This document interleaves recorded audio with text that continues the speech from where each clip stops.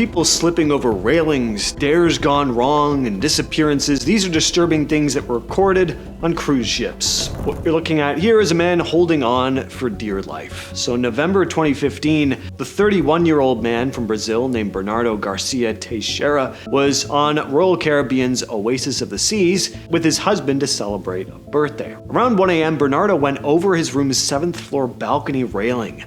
He didn't plunge straight into the ocean though. He fell 2 stories down and managed to grab onto a metal support bracket holding up one of the ship's lifeboats. A passenger a few balconies over recorded the terrifying incident. In the video, you can see Bernardo dangling over the water, gripping the metal bracket, while crew members and passengers frantically lean over the deck trying to grab him. Seconds later, Bernardo loses his grip and he falls straight into the sea below. The Coast Guard launched a massive search covering 900 square miles, but his body was never found. But why had he gone over the edge anyway? Royal Caribbean released a statement claiming he was, quote, spotted by Oasis of the Seas crew members intentionally going over the side of the ship. Police said they reviewed cell phone video from inside the cabin where Bernardo explicitly stated his intentions following a loud domestic argument. Ran toward the balcony alone, with his husband and security chasing after him to try and stop him. But the family's attorney, Michael Winkleman, pushed back on that, arguing he hadn't decided to jump at all.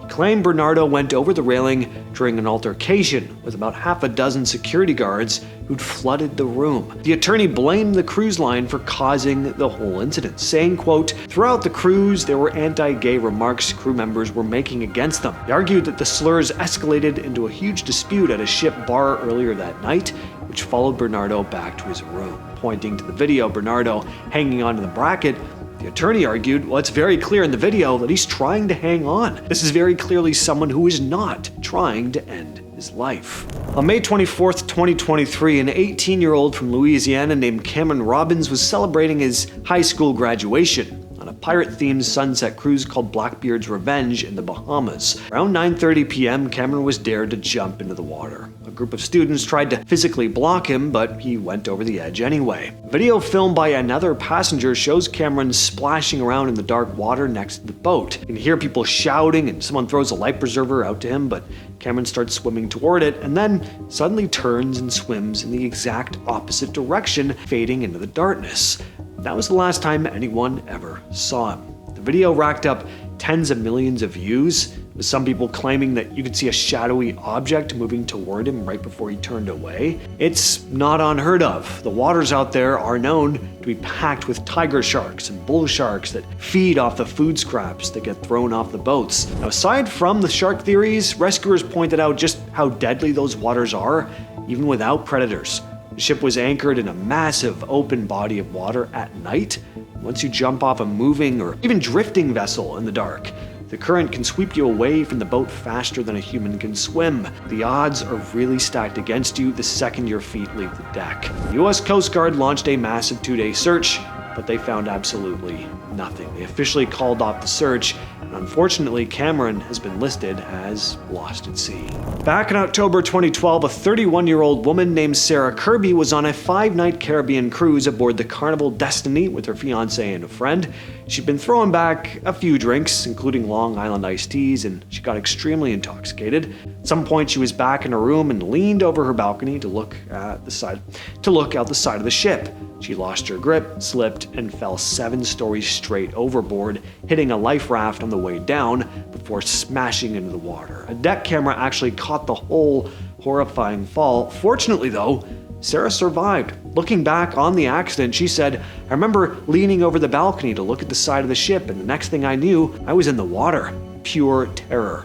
She was left floating in the ocean for a while, too. According to her legal team, the plaintiff fell in the water without a life jacket or life preserver. After a few minutes, the cruise ship sped away until it disappeared in the horizon, leaving the plaintiff alone in the middle of the ocean. Sarah was out there for nearly 2 hours, treading water and coughing up the waves that kept slamming into her face, completely convinced that she was going to drown or get eaten by sharks. She later said, I just prayed to God over and over, please don't let me die out here. Now, passengers who saw her fell reported it immediately, but the lawsuit claims the crew refused to turn the ship around until they spent about an hour and a half searching the actual boat first. By the time they finally rescued her, she was a total wreck. She spent 3 weeks in the hospital with a laundry list of injuries, including broken bones, lung contusions, hypothermia, heart issues, and blood clots all over her body. Sarah ended up suing Carnival for negligence, claiming that a bartender just kept pushing drinks on her group by handing out free tokens, and that the crew botched the rescue time. Carnival denied the claims, calling it a cash grab. A spokesman for the cruise line stated, "This is a case of sail and sue, even though we successfully saved her life in the dark of night. At some point, personal responsibility has to enter the picture." They argued that their railings are 42 inches high, and it's virtually impossible to fall off unless you're messing around. Now, where do you all land on this case? Was Sarah to blame here, or was the cruise negligent? Pretty obvious who's responsible in this next case, though. In January 2019, a 27-year-old guy from Washington named Nick Nadev was on Royal Caribbean's Symphony of the Seas while it was docked in the Bahamas. He was hanging out in his room with his friends when he decided that it would be a great idea to climb onto their 11th floor balcony and jump off. His buddies thought it was hilarious. They stood there laughing and filming on their phones as Nick leapt off the edge. A drop he estimated was about 100 feet. The video shows him flailing his arms and legs in the air before hitting the ocean with this massive splash. He survived the fall, popped back up to the surface, and swam to shore. Nick later admitted he didn't grasp how dangerous it was, saying, quote, "I am truly astonished at how this video is spread through the internet. I did not think this through before I jumped. My idea was that this would be a good laugh for my friends and I would just swim back to shore and continue my vacation, and never thought this would be serious. But the cruise line took it very seriously." Nick continued, "When the security guard caught up with me, they told me and my friends that we needed to pack our bags and leave the ship immediately and were not welcome on any of their cruise ships again."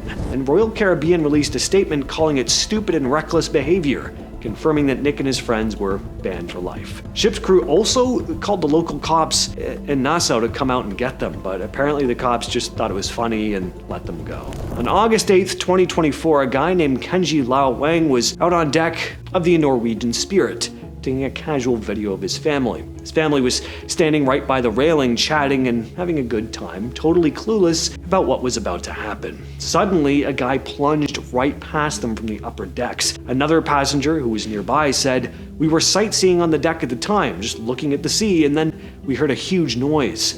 Then everyone looked and realized that a passenger had fallen into the sea." The whole ship ground to a halt for about 40 minutes while the crew triggered their emergency protocols and dropped rescue boats into the water. A Taiwanese actress was on the ship as well, and she said, "It took a long time to finally find the person. Everyone was on the boat watching the lifeboats." End quote. Now, sadly, by the time they pulled the man out, he was already dead. He was 30 years old, a man named Lee from Taiwan. He'd gone on the cruise with his brother a few days earlier. Apparently, he just lost his footing while standing on the top deck. They actually had to keep his body stored in a freezer on the ship until they finally docked back in Taiwan, where the cops boarded the boat to investigate. On June 18th, 2014, the MSC Divina was cruising off the coast of Brazil. The entire ship had actually been chartered out for the World Cup, so the decks were packed with soccer fans traveling between host cities. Right around 5 p.m., a Mexican passenger who was part of the charter went over the railing on one of the upper decks. Apparently, the passenger had been drinking heavily before the fall. Security video captures the person falling from the upper level, completely clearing the side of the hull, plunging straight into the ocean below. The crew immediately hit the alarm while the captain contacted the Brazilian Navy. Sadly, though, they were never able to recover him. On March 22nd, 2011, a 24-year-old British youth counselor named Rebecca Coriam was working aboard the Disney Wonder cruise ship. Around 5:45 a.m., a CCTV camera in the crew lounge caught her on one of the ship's phones. She was visibly distressed, pacing back and forth during the call. At one point, a male coworker walked up to ask if she was okay, and Rebecca replied, "Yeah, fine," before hanging up and walking away. It was the last time she was ever seen. When she missed her 9 a.m. shift later that morning, the crew sounded the alarm and searched the entire ship, but she was nowhere to be found. From day one, the details didn't really line up. Disney claimed the footage was taken on deck 5 and suggested she was swept overboard by a freak wave, but the timestamp and location on the actual video showed it was filmed on deck 1. Rebecca was also wearing oversized men's clothing in the video. Nobody knows who she was talking to on the phone. The official investigation didn't give the family many answers, but there were some clues that led some to believe she might actually still be alive. See, weeks after she vanished, Rebecca's mom got an alert about suspicious activity on her daughter's bank account, and her uncle noticed that the password to her Facebook account had been changed. A year later, a woman even contacted the family claiming she was 85% sure that she saw Rebecca walking with the dark-haired man in Venice. Some actually think Disney is hiding the truth. Months after the disappearance, an investigative journalist booked a trip on the exact same ship to talk to the crew, and multiple staff told him that Rebecca definitely went overboard and that Disney was covering it up. One crew member told him, quote, "Disney knows exactly what happened. Everything here is taped. There is CCTV everywhere. Disney has the tape," end quote. So yes, in typical Disney fashion, they were shady about the whole thing because Disney is an evil corporation. What you're looking at here is footage of a man named James Michael Grimes being rescued after falling overboard from a cruise ship. On Thanksgiving Eve in November 2022, the 28-year-old man was on the Carnival Valor with his family. He'd been hanging out at one of the ship's bars, won an air guitar competition, and had a few drinks.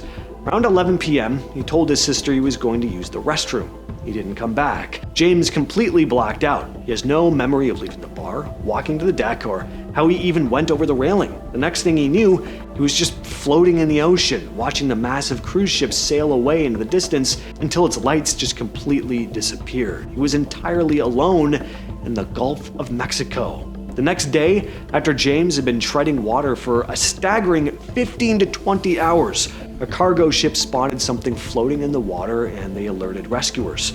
The Coast Guard sent a helicopter, and the video recorded from the air shows just this tiny microscopic speck floating in the middle of the ocean. As the rescue swimmer gets closer, the video captures James frantically waving his arms, with barely enough strength left to keep his head above water. He later explained that during those hours, he had to fight off total exhaustion, dehydration, and at one point, he felt a fin bump into his leg. He kicked it away. But, I mean, if you're out there much longer, you may have lost the strength to fight another creature off. The Coast Guard crew said that he was incredibly lucky. He was suffering from severe hypothermia, dehydration, and shock.